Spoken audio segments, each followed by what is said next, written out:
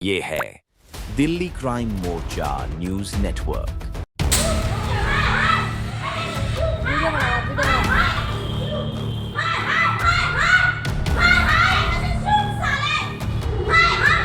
हम 3 घंटे से यहाँ आए और तीनों घंटे अंदर अंदर वहाँ पे इलीगल कंस्ट्रक्शन हो गई।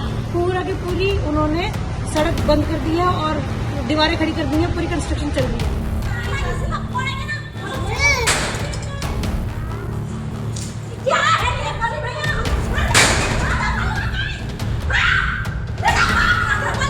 कह दिया जाए कि ये रास्ता आपका नहीं है, ये रास्ता हमने खरीद लिया है, तो निश्चित रूप से विवाद कहीं ना कहीं गहराता हुआ नजर आता है। प्रेसिडेंट है राजनीति गार्डन न्यू दिल्ली।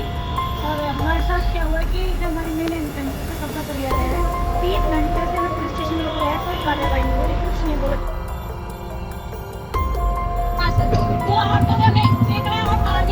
और इन पे डंडा सर पे 20 टाके आए और 10 टाके आए तो 3 टाके आए और बाकी मेरी कमर पे, अगर जब आप वीडियो की कंप्लेन देखोगे तो उस पर मेरी कमर पे, लोअर अपर बैक, दोनों बैक पे मोटे मोटे डंडों के निशान हैं।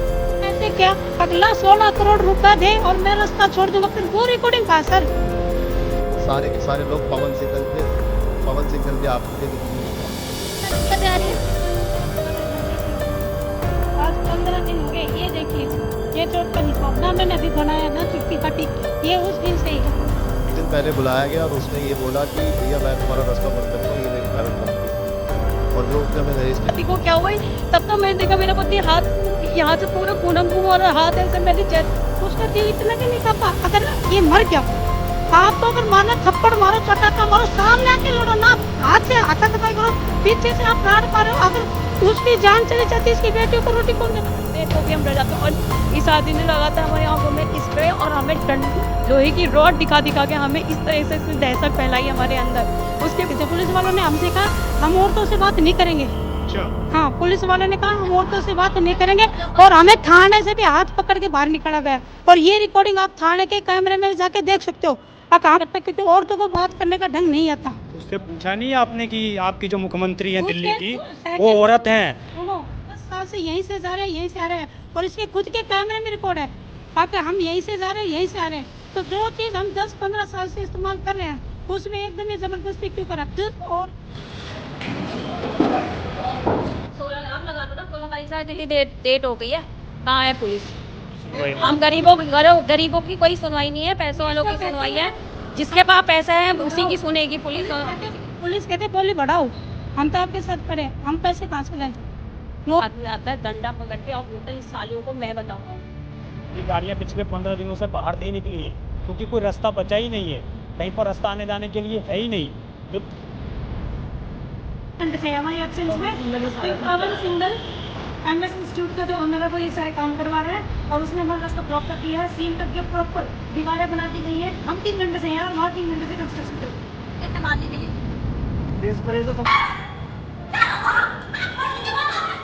अभी बात को तो कही था।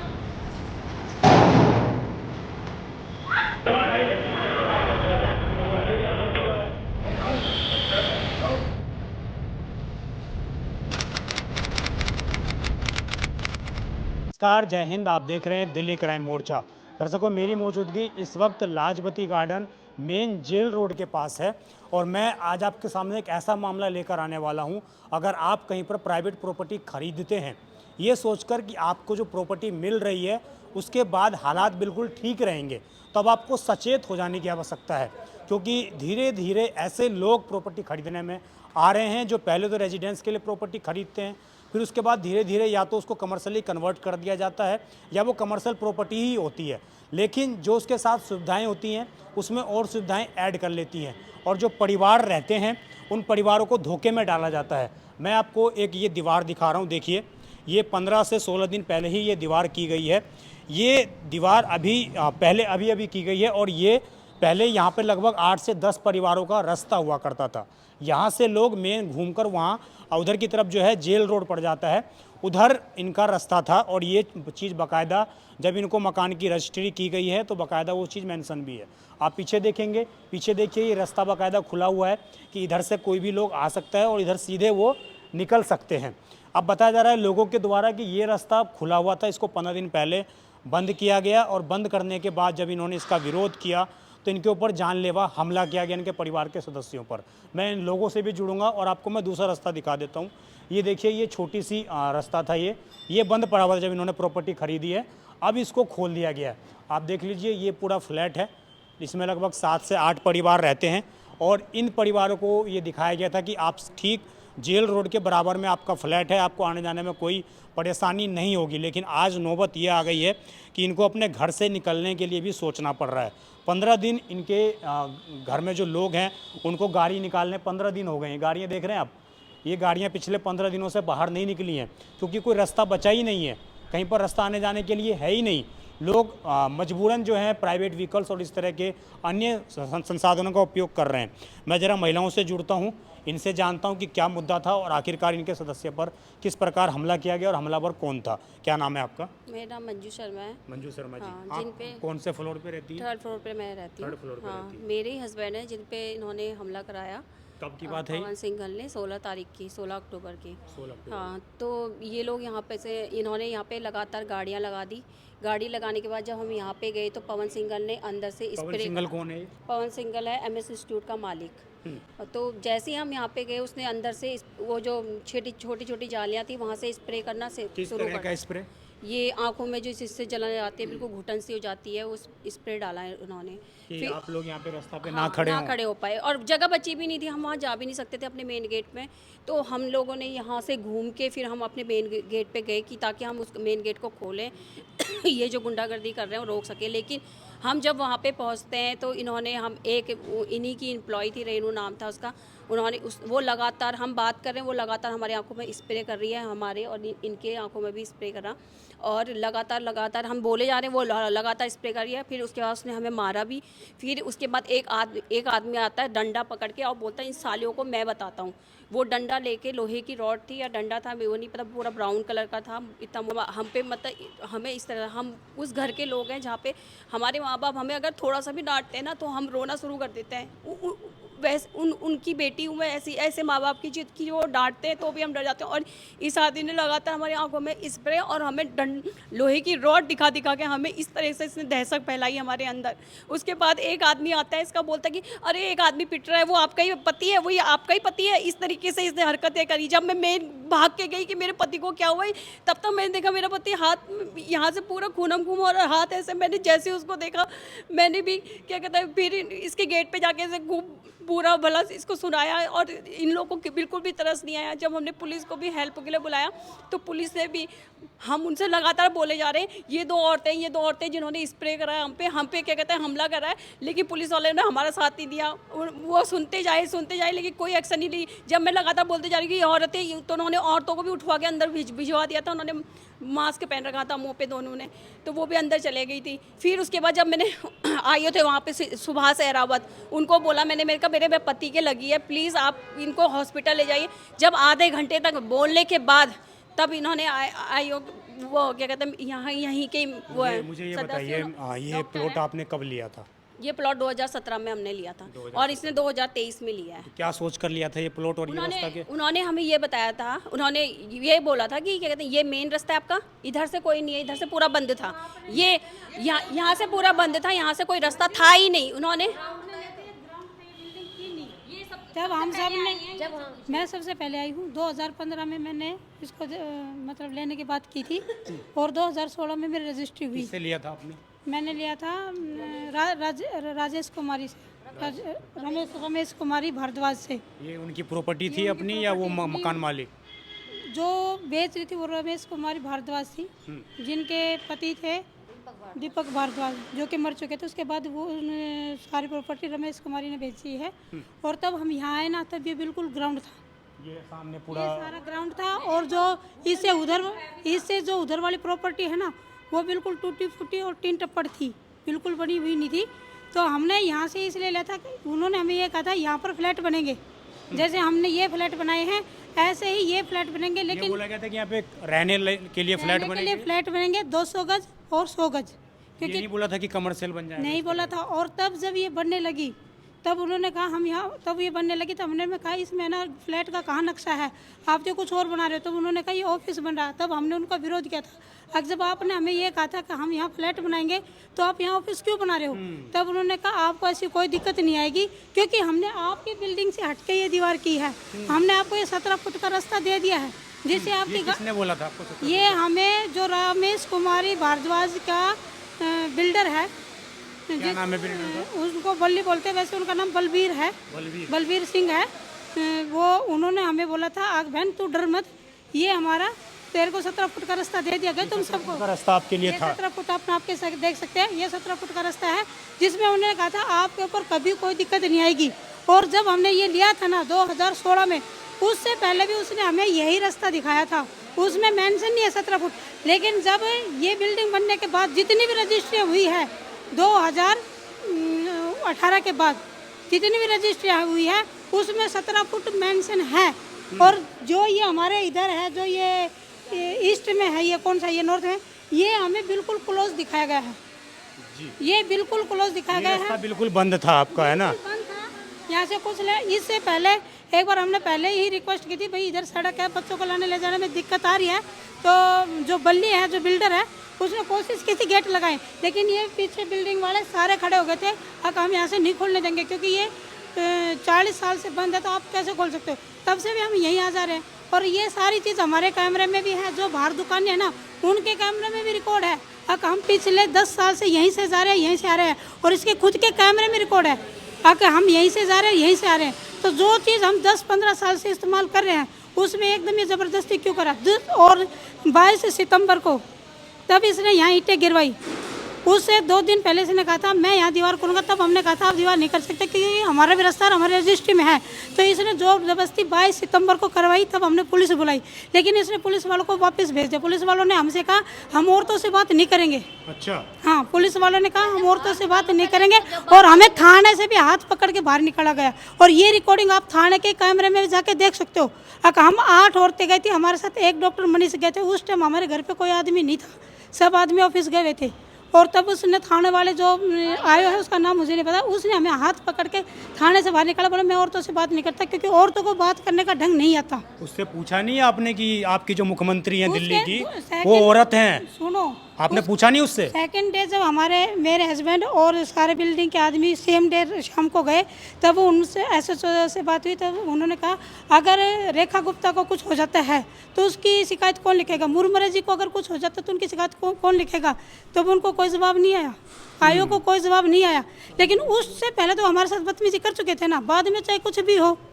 और ये चीज़ है, जो चीज़ हमें मिल चुकी, और उसमें जब इनकी 2 छोटी छोटी बच्चियाँ हैं, उसका दिल इतना भी नहीं कांपा। अगर ये मर गया, आपको अगर मारना थप्पड़ मारो, चटाका मारो, सामने आके लड़ो ना, हाथ से हाथापाई करो, पीछे से आप राड़ मारो। अगर उसकी जान चली जाती, इसकी बेटियों को रोटी कौन देता। इसकी छोटी बेटी को अस्थमा की बीमारी है, आप उसकी रिपोर्ट दे सकते हो। और इनको खुद को थायराइड है, ये कभी भी सुन हो जाती है। इनको तो हम देखते कभी कभी। ये बताओ इसके घर को कौन रोटी देते था। और इनकी मम्मी की आप हालत देख रहे हैं, इनके पापा भी बुजुर्ग हैं, जिंदगी का पता कब क्या हो जाए। जी, मैं कुछ और लोगों से भी बात करता हूँ। क्या नाम है आपका? सोनिया। आप भी इसी में रहती हैं? आपने कब खरीदा था? 2017 में। 2017 में। तो ये पहले रास्ता खुला हुआ था? खुला हुआ था, ये बंद था, कोई दिक्कत नहीं, यहीं से आ जा रहे हैं। यही मेन गेट दिखाया, जो बल्ली है उन्होंने यही गेट दिखाया। ये मेरे देवर ने भी ले रखा था, वो अभी चला गया, जनकपुरी रह रहे, हम दोनों यहाँ आए थे। यही गेट है, यहीं से आ जा रहे हैं, कोई कुछ नहीं दिक्कत थी। अब अचानक से इन्होंने कह दिया कि ईंटें डाल दी। हमने कहा भाई तो कह रहे हैं कि प्राइवेट प्रॉपर्टी है, मैंने खरीद ली इसको। मैंने बोला उस दिन जब ये बोल रहे थे कि हमने खरीद ली, मैंने कहा सर आपने खरीद ली, जिस दिन आप रजिस्ट्री कर रहे थे आप हमसे आके बोलते तो कि मैं रास्ता खरीद रहा हूँ, तुम अपना सोच लो। कहता मैं तुमसे बात करूँगा। मैंने कहा तो फिर देख लो क्या दिक्कत हो रही है, अगर नहीं बात करोगे। आप बात तो करते कि भाई मैं खरीद रहा हूँ, हम फिर हितेश से बात करते, बल्ली से बात करते, किसी से तो हम बोलते हैं। किसने बोला कि आपको ऐड के कि मैं? पवन सिंगल ने बोला। पहले कौन सी तारीख को हुई थी पहली लड़ाई? नवरात्र पहले मैंने बोला सर आप एक बार जब आप रजिस्ट्री कर रहे थे तो एक बार हमें इन्फॉर्म तो कर दे, मैं तुम्हारा रास्ता बंद कर रहा हूँ, कुछ भी हो सकता है। कह रहा मैं तुमसे क्या बात करूँगा, मैं नहीं करूँगा। मैंने कहा तो फिर देख लो क्या दिक्कत आ रही है। सिंगल ने जो मारा है ना, ये देखिए ना, आज 15 दिन हो गए, ये देखिए ये चोट का निशान, ना मैंने अभी बनाया ना चुटकी काटी, ये उस दिन से ही है। जी उसी दिन की चोट लगी हुई है आपके ऊपर हमला किया गया था। हम दोनों अंदर हम अपने अंदर से गेट्स खोले थे। आप बताइए, आप एक ही गेट से आते जाते हैं, कोई आपके गेट को बंद करेगा बाहर से, आप क्या करोगे? यही करोगे ना, उसको तोड़ोगे या बाहर निकलने की कोशिश करोगे। तो हमने भी वही किया, हमने भी अपने गेट को तोड़ा। ये बोलता हमारी प्रॉपर्टी माँ के, कैसे तेरी प्रॉपर्टी? 11 साल से हम तेरे सामने ही आ जा रहे हैं, चाबी सब हमारे पूरे फ्लैट के लोगों के पास 8 चाबियां हैं इस गेट की। 8 लोग हैं, 8 लोगों के पास इस गेट की चाबियां हैं। तो क्या आप कैसे कह सकते हो कि हमारा रास्ता नहीं? हम अपने रास्ते को बचाने जाएंगे और कहाँ से जाएंगे? उड़ के जाएंगे या कैसे जाएंगे हम लोग? जब पुलिस ने सबूत इकट्ठे किए ना, उसमें जिससे हम आरी से गेट काटे वो कर लिए, पत्थर मारे वो कर लिए, जिस राड से क्यों मारे आप लोगों ने? गेट खोलने के लिए, ताकि गेट खुल जाए। हमने किसी को मारा नहीं। अगर एक बात बताओ, मारेंगे तो पत्थर है ना गेट के ऊपर अभी भी निशान है। हमने सिर्फ गेट पे ऐसे मारे थे ताकि गेट खुल जाए। वो वेल्डिंग जो अंदर से हो रही थी ना, हमारे यहाँ तक वेल्डिंग ना हो। चलाया जा रहा है कुछ चैनलों पे कि पवन सिंघल पर ईंट से हमला हुआ। नहीं हुआ। आप ये बात कैमरे से। और दूसरी बात, अगर हमारी आरी और ईंट अगर उसने इकट्ठी करी सबूत के तौर पे, तो वो रोड कहाँ है जिससे नवनीत पर हमला हुआ है? वो रोड कहाँ है? नहीं, वो रोड कहाँ है जिस पे इनके हाथ पे निशान है? वो चीज कहाँ है? और जिसने उसने है ना आंखों में जलन करने वाली और जो ये कलर होते हैं स्प्रे मारे हैं, फिर वो सारे सबूत कहाँ है? पुलिस ने वो क्यों नहीं इकट्ठे करे? मतलब पैसे में ताकत है तो वो उसकी हर चीज, हमारी हर चीज दिखा देगा, और उसकी एक भी चीज नहीं है। वही कैमरा उस टाइम काम कर रहा था, और वही कैमरा जब हम कर रहे थे वो काम वही कैमरा है। एक ही कैमरे की सारी रिकॉर्डिंग है। और जब नवनीत भैया ने लात मारी तो उसकी रिकॉर्डिंग होगी। और उस टाइम जब उसने हमें धक्का मार के ऐसे किया, अगला 16 करोड़ रुपए दे और मैं रास्ता छोड़ दूंगा, फिर वो रिकॉर्डिंग कहाँ सर? आप जाके पवन सिंघल से पूछिए ना। अब तू एक तरफ की चीज क्यों दिखा रहा? जो तूने बदतमीजियां की है वो आपके ही कमरे में रिकॉर्ड है कैमरे में, तो वो चीज क्यों नहीं निकाल रहे आप बाहर? निकालने तो सारे निकाले, अगर आप सच्चे बंदे हो। आप लोगों को पारिवारिक के तौर पर खतरा भी महसूस होता है कि क्या? पहले हमें नहीं था, लेकिन अब हमें है, क्योंकि इसके कैमरे जब रात में चमकते, दिन में हम यहाँ खड़े हो जाते हैं ना 2 आदमी, तब ये कैमरा घूम के हमारी तरफ आता है। हमारी सारी बातें रिकॉर्ड होती है। आपके फ्लैट में रिकॉर्ड होती है? और ये जब से हमारी लड़ाई शुरू हुई है ना, उसके बाद लगे हैं। पहले नहीं थे सर ये कैमरे। ये जब हमारी 7 अक्टूबर के बाद जब हमारी लड़ाई शुरू हुई थी ना, ये सब 7 अक्टूबर के बाद लगाए गए हैं। और ये आप इसकी वो जो लगाए होंगे तो डेट वगैरह सारी फिक्स होगी ना, आप जाके देख सकते हो। ये 9 या 10 तारीख में लगे हैं। आप क्या चाहती है? हम ये चाहते हैं ये गेट ये खोल दे। और अगर नहीं खोलते तो? नहीं खोलेंगे तो सर कोर्ट जाने। हम तो जोर जबरदस्ती तो नहीं कर सकते, ना हमारे पास इतनी हिम्मत, ना हमारे पास सर इतना पैसा। और क्या पता इसका कल को बच्चों को कुछ कर दे, हम तो फिर कहीं के भी नहीं है। पैसा तो आनी जानी चीज़ है, आज है कल नहीं है। हमें बच्चों से प्यार है, अपना जैसे जिंदगी काटेंगे सर। तो आपको पुलिस ने अभी तक कोई कार्रवाई नहीं की तो क्या? हम सुनती नहीं है सर, पुलिस सुनेगी क्यों? आप लगा लो ना, 16 तारीख से कितनी डेट हो गई है, कहाँ है पुलिस? कोई सुनवाई नहीं। हम गरीबों की कोई सुनवाई नहीं है, पैसों वालों की सुनवाई है। जिसके पास पैसा है उसी की सुनेगी पुलिस। पुलिस कहते बोली बढ़ाओ, हम तो आपके साथ खड़े हैं। हम पैसे कहाँ से लाएं? नॉर्मल कमाने, हमारे घर में एक आदमी कमाता है, खाने वाले हम 5-5, 6-6, हम कहाँ से बोली बढ़ा देंगे सर? जी देखिए, पूरा ये मामला आप समझ गए होंगे और मायापुरी थाने का पूरा ये मामला है। मैं एक चीज़ और मेंशन करना चाहूँगा दर्शकों, शायद ऐसा पहली बार मैं देख रहा हूँ किसी प्रॉपर्टी में कि रोड साइड छोड़िए, बैक साइड में भी जहाँ पर अन्य लोग रह रहे हैं उस बैक साइड में भी इस तरह के हाई HD क्वालिटी CCTV कैमरे इस प्रॉपर्टी में लगे हुए हैं। हालांकि वो उनकी प्रॉपर्टी है, वो कुछ भी लगाएं, कुछ भी करें, वो उनकी पर्सनल उनका इशू है। लेकिन जैसा महिलाएं आरोप लगा रही हैं कि ये कैमरा शाम होते ही इनके फ्लैट की तरफ इनका मुंह मुड़ जाता है, ये महिलाओं के आरोप हैं। तो चिंता का विषय है, महिलाओं की निजता पर भी चिंता का विषय है कि क्या उनकी जासूसी की जा रही है, क्या इस परिवार में जो 10 लोग 8 लोग परिवार रह रहे हैं उनकी जासूसी की जा रही है, वो कब निकल रहे हैं, कब घर से आ रहे हैं, क्या कर रहे हैं, किससे बात कर रहे हैं, क्या उन्होंने मीडिया बुलाई है, क्या उन्होंने पुलिस बुलाई है। ये सारी चीज़ें निगरानी के लिए अगर ये कैमरे लगाए गए हैं तो अति गंभीर का चिंता का ये विषय है और स्थानीय थाने पुलिस को इस पर कठोर से कठोर कार्रवाई करनी चाहिए। हम भी इस मामले को द्वारका DCP और उसके अलावा अन्य आला अधिकारियों तक पहुंचाने का प्रयास जरूर करेंगे। देखना ये होगा कि इस पूरे मसले पर क्या कुछ कार्रवाई हो पाती है। हम तो देखिए 16 अक्टूबर को जो हमला हुआ था उसमें जिस व्यक्ति के ऊपर गंभीर रूप से वो घायल हुए थे, हम कहें तो हाफ मर्डर भी कहीं ना कहीं एक तरीके से करने का, क्योंकि पीछे से वार किया गया था जिसमें लगभग 18 टाँके इनको लगे हैं। उसकी ये सीधी सी रिपोर्ट है, डिस्चार्ज रिपोर्ट है ये हॉस्पिटल की, और उसमें साफ तौर से मेंशन है कि इनके दिमागी पर बहुत असर हुआ था, इनके पैर में भी टाँके लगे हुए हैं। अब उसके बाद मैं आपको दिखा देता हूँ कि आप देखिए, ये एसीपी सर को इन्होंने कंप्लेन कर रखी है। ये एसीपी न्यू दिल्ली यहाँ पर लिखा हुआ है। ये इसके अलावा इन्होंने ये जो है एसएचओ साहब को कंप्लेन कर रखी है मायापुरी के। ये मैप दिखा रहे हैं मुझे, जिसमें वो रास्ता दिखाई दे रहा है। उससे पहले काफ़ी वर्षों का पहले का ये मैप है। और अभी जो है ये इन्होंने मुझे ये डीसीपी वेस्ट इसकी भी इन्होंने कंप्लेन मुझे मेंशन की है। और इसके अलावा इन्होंने श्रीमान थाना अध्यक्ष पुलिस स्टेशन मायापुरी नई दिल्ली दूसरी कंप्लेन भी इन्होंने कर रखी है। डीसीपी जनकपुरी को भी इन्होंने कंप्लेन कर रखी है। यानी कि दो डीसीपी के पास ये जा चुके हैं और सभी से मिलकर उनको ये बता चुके हैं कि इनके ऊपर किस प्रकार गंभीर रूप से जानलेवा हमला किया गया एक व्यक्तियों के माध्यम से। और जो व्यक्ति ने हमला किया वो नकाबपोश थे। आखिरकार वो कौन थे? एक प्राइवेट प्रॉपर्टी में आकर उन्होंने किस प्रकार हमला कर दिया? ये कई गंभीर सवाल खड़ा करता है और अब तक कोई भी गिरफ्तारी नहीं हो पाई है इस केस में। आप समझिए, एसएचओ, जो जांच अधिकारी हैं, वो जो डीसीपी हैं, वो तमाम लोगों को कंप्लेन जाने के बावजूद कोई कार्रवाई आखिरकार क्यों नहीं हो रही है? मैं इनसे जुड़ता हूँ।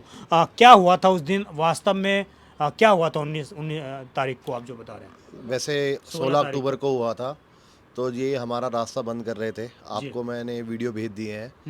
तो हमारी कोशिश ये थी कि हमारा रास्ता बंद ना हो, क्योंकि रास्ता हमने उस रास्ते के लिए कोर्ट में केस डाल रखा है। तो ऐसी थी तो आप कोर्ट का इंतज़ार वेट करते हैं ना। कोर्ट जो फैसला देता हम उसको मानते। हम तो कोर्ट का बिल्कुल सम्मान करते हैं। लेकिन इस तरीके से बदमाशी के थ्रू आके मैं जब गेट खोलने का प्रयास कर रहा था, तब पीछे से मुझ पे हमला हुआ, जिसके अंदर मैंने पवन सिंघल को शायद देखा या नहीं देखा, इतना मुझे याद नहीं। लेकिन सारे के सारे लोग पवन सिंघल के आदमी थे जिन्होंने मुझ पे हमला करा। और जिसकी वजह से मेरा दिमाग में चोट लगी। मेरे सर पे 20 टाँके आए, पाँव में 10 टाँके आए, 3 टाँके आए। और बाकी मेरी कमर पे, अगर जब आप डीडीओ की कंप्लेन देखोगे तो उस पर मेरी कमर पे, लोअर और अपर बैक, दोनों बैकों पे मोटे मोटे डंडों के निशान भी है, जो क्लियर मेंशन है। तो ये सर पे आपके हमला डंडे से किया गया था या रोड से किया गया था? डंडे से किया गया था। ये क्लियर मेंशन है कि मेरी कमर पे, लोअर बैक, अपर बैक, हर जगह मेरे पे अटैक हुआ है। ठीक है। और ये डीडीयू की कंप्लेन में लिखा हुआ है। और मेरे को डीडीयू से दूसरे हॉस्पिटल इसलिए जाना पड़ा क्योंकि 1.5 घंटे तक डीडीयू अस्पताल में मेरा कोई इलाज नहीं हो रहा था। तो हमारे साथ जो हमारे पड़ोसी हैं वो डॉक्टर हैं, तो उन्होंने 3 घंटे का क्रिटिकल पीरियड समझ के मुझे वहाँ से पब्लिक हॉस्पिटल, मणिपाल हॉस्पिटल में ट्रांसफ़र कर दिया। और उसके बाद मैंने अपने डिस्चार्ज की जो रिपोर्ट है, वो जिस दिन मैं डिस्चार्ज हुआ था 3 दिन बाद, वो रिपोर्ट आईओ के पास है। लेकिन आईओ ने अभी तक कोई एक्शन नहीं लिया गया है। उसको ये हमें नहीं पता, उसके बारे में हम कुछ नहीं जानते। क्या नाम है आईओ अधिकारी का? सुभाष नाम है जी। और उसको हमने कई बार फ़ोन कर चुके हैं। वो हमेशा ये बोलता है कि कभी बोलता है कि आपके डिस्चार्ज पेपर नहीं आए हैं, जबकि हमारे पास सबूत है कि जिस दिन मैं डिस्चार्ज हुआ था उसी दिन हमने डिस्चार्ज पेपर उसको दे दिए थे। फिर बोलता है कि आपकी फाइनल एमएलसी रिपोर्ट आएगी डीडीयू से, जो अब तक पता नहीं। आज 18वां 19वां दिन है, अब तक तो रिपोर्ट क्यों नहीं आई। तो उसका जवाब तो आईओ या फिर डीडीयू अस्पताल दे चुके हैं, कौन मिला हुआ है कौन मिला हुआ नहीं है, जिसकी वजह से देरी हो चुकी है। हॉस्पिटल में, सरकारी हॉस्पिटल में जो गए थे आप, उन्होंने कुछ रिकॉर्ड बनाया था? उन्होंने रिकॉर्ड बनाया हुआ है, मेरे पास है। उसके अंदर सारी चोटें, कितनी बड़ी चोटें थी, कितनी गहरी चोटें थी, सब कुछ मेंशन है। तो उसका मतलब वो है मेरे पास, वो एमएलसी। अगर आप मेरा डिस्चार्ज पेपर देखोगे तो मेरे डिस्चार्ज पेपर के अंदर क्लियरली मेंशन है, ये एमएलसी नंबर है, MLC made at DDU hospital New Delhi and date is 16 October 2025। तो ये क्लियरली मेंशन है। उस रिपोर्ट के अंदर सारी डिटेल है। मेरे पास उसका प्रिंट आउट नहीं है, लेकिन मेरे फ़ोन के अंदर है, मैं आपको व्हाट्सएप कर दूंगा वो रिपोर्ट। अच्छा, मुझे एक चीज़ बताइए, जब ये प्रॉपर्टी आप बता रहे हैं कि इस प्रॉपर्टी में ही ये रास्ता मेंशन है पहले से ही, जब आपने खरीदी थी, आप मुझे ज़रा वो स्क्रीनशॉट दिखाइए जो आप मुझे दिखा रहे थे कि 17 फीट की रोड है। ठीक है। अभी आप यहाँ से आए हैं, आप ये बता दीजिए कि 17 फीट की रोड वो थी जहाँ से आप आए हैं, नहीं है। नॉर्थ साइड हमारा ये पड़ता है जहाँ पे वो बदमाशी से दीवार लगाई गई है। तो ये जो आप कह रहे हैं उनका क्या नाम है जिन्होंने ये दीवार खड़ी करी है, और कब उन्होंने प्रॉपर्टी खरीदी है? हमने प्रॉपर्टी खरीदी 2018 में, हाँ। जबकि कुछ लोग जो हैं वो 2017 से आए हैं यहाँ पे, और 2017 से ही ये रास्ता इस्तेमाल कर रहे हैं। जी। तो ऑलमोस्ट 9-10 साल हो गए जिसने हैं। रास्ता रोका है उसने कब खरीदी है प्रॉपर्टी, क्या नाम है उसका नाम पवन सिंघल है, और उसने प्रॉपर्टी खरीदी है 2023 में। 2023 में आपके बाद? हमारे बाद। उससे पहले आप रास्ता इस्तेमाल कर रहे थे? बिल्कुल जी, और रास्ता इस्तेमाल कर रहे थे। 2023 में ये प्रॉपर्टी खरीदी गई है, और 2023 में अगर उसने प्रॉपर्टी खरीदी, उसको हमसे तब भी डिस्कस करना चाहिए था कि आपको कुछ प्रॉब्लम है तो आप हमें बताइए क्या करना है क्या नहीं। सीधा आपने प्रॉपर्टी खरीदी और 2 साल तक आपने कोई एक्शन नहीं लिया। 2.5 साल तक रास्ता भी नहीं दिखाई दिया? कुछ नहीं बोला हमें।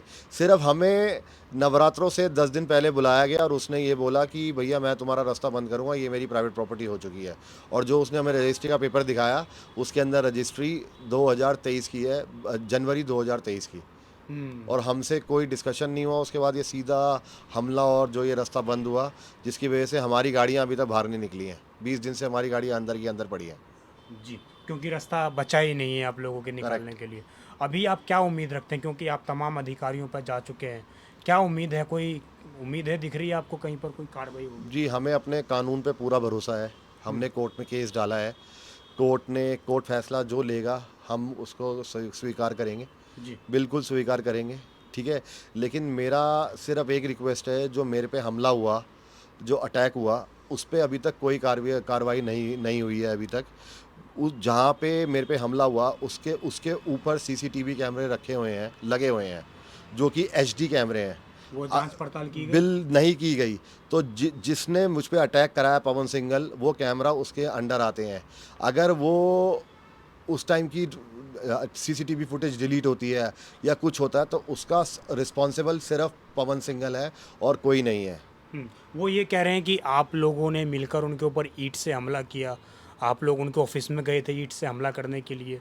वो इस तरह के आरोप लगाते हैं जब हमने मीडिया रिपोर्ट्स देखी हैं तो। ठीक है जी, वो जो अगर आप उस वीडियो को ध्यान से देखेंगे, उस वीडियो के अंदर अगर आप तारीख देखेंगे, वो 8 अक्टूबर की है। और हमने उनके जिस बंदे के ऊपर हमला हुआ था, वो बंदा ना उनको बिलोंग करता है, ना उस वहाँ पे कुछ काम करता है। वो ज़बरदस्ती अपने आप को RWA का मेंबर बना के बिना किसी रेजिडेंस से डिस्कस करे हुए वो पीछे का रास्ता खोलने आ गया था। तो बाकी लोगों ने उसे बोला कि आप पहले हमसे डिस्कस तो करें। वो सीधा आके यहाँ पे आके बदमाशी दिखा रहा था। उसका नाम अंकुर अरोड़ा है।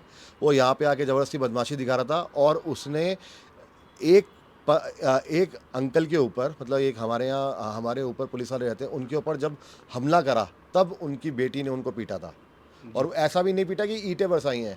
आप बताइए, आप पवन सिंघल के ऊपर डायरेक्ट हमला नहीं, आज तक पवन सिंघल के ऊपर हमने कोई हमला नहीं करा है, कुछ नहीं करा है। इसका जो हमारी जो बात हुई थी, जिसके साथ हमारा विवाद हुआ था, जिस आदमी से विवाद हुआ था, वो आदमी पवन सिंघल को बिलोंग करता ही नहीं है। वो हमेशा अपने रिपोर्ट्स कैसे छप रही हैं कि पता नहीं कैसे छप रही हैं, लेकिन वो बंदा उसको बिलोंग नहीं करता। जो हमला हुआ था, उस लड़के का नाम अंकुर अरोड़ा है, और वो अपने आप को RWA का मेंबर बोलता है, जबकि हमारे क्षेत्र में कोई RWA है ही नहीं।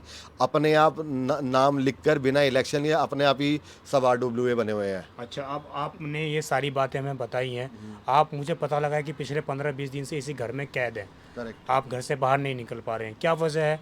लोगों आपको डर है कि कहीं दूसरा इस तरह का अटैक आपके ऊपर ना हो जाए? जी बिल्कुल है। और दूसरी प्रॉब्लम ये है कि मैं अभी स्वस्थ भी नहीं हूँ कि मैं चल फिर पाऊँ, क्योंकि मेरा माइंड अभी स्टेबल नहीं है। मैं 2 कदम चलता हूँ तो तीसरा कदम ऑटोमेटिकली मेरा गलत तरीके से बढ़ता है। मेरी बॉडी अभी बैलेंस नहीं है, और डॉक्टर के हिसाब से मेरे को फुली स्वस्थ होने अभी 2 महीने और लगेंगे। मतलब एक छोटे से विवाद ने आपको 3 महीने बेड रेस्ट पे पहुंचा दिया है। जी बिल्कुल। और जिन्होंने पहुंचाया वो अभी तक गिरफ्तार भी नहीं हुए। बिल्कुल सही कह रहे हैं आप। ना उनका कोई निशानदेह है। कुछ भी नहीं पता हमें क्या हो रहा है। जी, ये पूरा मामला मायापुरी थाने का है? जी बिल्कुल, मायापुरी थाने का है। और कोई एक्शन नहीं हुआ। कोई लोग नहीं आए मिलने के लिए अभी तक हमसे। एक पुलिस वाले ने अभी तक कोई कांटेक्ट भी नहीं करा है कि आपके ऊपर आप क्या चाहते हो, क्या कार्रवाई हो। कुछ भी नहीं हुआ है जब से मैं घर वापस आया हूँ। जी, तो ये दर्शकों पूरा मामला था, आप समझ गए होंगे। हमने आपको नीचे वो दीवार भी दिखाई, इसके अलावा हमने आपको दिखाया भी कि कैसे 10 से 8 फैमिलीज़ जो हैं वो परेशान हैं। जब उन्होंने प्लाट ये ख़रीदा था, मकान ख़रीदे थे, तो उनको ये वादा किया गया था कि ये रास्ता आपका है, आप इस रास्ते का इस्तेमाल करके मेन रोड पर जा सकते हैं। परंतु अब अचानक जब ये कह दिया जाए कि ये रास्ता आपका नहीं है, ये रास्ता हमने खरीद लिया है, तो निश्चित रूप से विवाद कहीं ना कहीं गहराता हुआ नजर आता है। अब देखना ये होगा कि इस खबर के बाद अन्य चैनलों ने भी खबर दिखाई है, हम उस पर नहीं जाना चाहेंगे, लेकिन दिल्ली क्राइम मोर्चा का हमेशा से प्रयास रहता है कि दोनों ही पक्षों की बात सुनाई जाए। तो जो जिनका नाम हम ये ले रहे हैं, पवन सिंघल MS इंस्टीट्यूट के बताया जाता है कि मालिक हैं, अगर वो भी अपनी बात रखना चाहते हैं तो दिल्ली क्राइम मोर्चा का प्लेटफॉर्म खुला हुआ है, वो भी अपनी बात रख सकते हैं, या हम भी प्रयास करेंगे उनसे कॉन्टैक्ट करने का। लेकिन जिस तरह का ये मामला निकल कर आया और जिस तरीके से पुलिस की इसमें लापरवाही है, आप समझिए जिस दिन इस व्यक्ति के ऊपर हमला किया गया था, इनके सर पर चोट मारी गई थी, अगर उस दिन खुदा ना खास्ता इनकी जान चली जाती तो कौन जिम्मेदार होता, कौन रिस्पॉन्सिबल होता, कौन इनके बच्चों को संभालता, कौन इनकी बीवियों को संभालता। आज 3 महीने ये रेस्ट पर गए हैं, उसकी जिम्मेदारी किसकी है? क्यों पुलिस जो है कार्रवाई करने से बच रही है? क्या उसके पीछे लॉजिक है? और जब कोर्ट में भी मामला चल रहा है, कोर्ट ने भी पुलिस के जो आला अधिकारी हैं उनको नोटिस दे दिए हैं कि आपने कोई कार्रवाई क्यों नहीं की है, तो जाहिर तौर से ये दिखाता है कि मामला कहीं ना कहीं ठंडे बस्ते में डालने का प्रयास जरूर किया जा रहा है। दर्शकों, इस खबर पर आपकी क्या राय है, कमेंट जरूर करिएगा। आप देखते रहें दिल्ली क्राइम मोर्चा। मैं विजय ठाकुर किसी नए मुद्दे पर बहुत जल्द आपसे मुलाकात करूंगा।